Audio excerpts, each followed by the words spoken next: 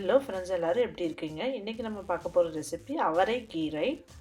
இந்த அவரை சங்கராந்தி டைமில் தான் ரொம்ப அதிகமாக கிடைக்கும். ஸோ அப்போ பண்ணது நிறையா இருந்தனால வீட்டில் சுண்டல் மாதிரி பண்ணினேன். நல்லா 2 தடவை கழுவிட்டு இந்த மாதிரி உப்பு போட்டு வேக வச்சுருக்கேன். இந்த அவரைக்கொட்டையில் நார்ச்சத்து, பொட்டாசியம், ஃபோலேட் எல்லாமே அதிகமாக இருக்குங்க. வெந்த அவரைக்கொட்டையை எடுத்து தாளிக்க போகிறேங்க. எப்பவும் போல தான் பேனில் எண்ணெய் ஊற்றி கடுகு, கருவேப்பிலை, இஞ்சி, பச்சை மிளகாய் எல்லாம் சேர்த்துக்கோங்க. நான் இதில் கருவேப்பிலை சேர்த்தலை, ஏன்னா நம்ம இதில் கீரை சேர்த்த போகிறோம், பாலக்கீரை சேர்த்த போகிறேன். வெங்காயம் வணங்கினதும் இந்த வெந்த அவரைக்கொட்டையை எடுத்து கொட்டி ஒரு நல்லா மிக்ஸ் பண்ணிக்கோங்க. அடுத்து பாலக்கீரையை நல்லா குட்டி குட்டியாக கட் பண்ணி வச்சுருக்கேங்க, கொத்தமல்லி தழை மாதிரி. அதை போட்டு நல்லா வணக்கிக்கோங்க. ஒரு 1 or 2 மினிட்ஸ்லேயே அது வெந்துடும். ஸோ அது இந்த மாதிரி சுருங்கி போயிடுச்சு பாருங்கள். அடுத்து துருவன தேங்காய் சேர்த்து நல்லா மிக்ஸ் பண்ணிவிட்டு சர்வ் பண்ண வேண்டியது தான்.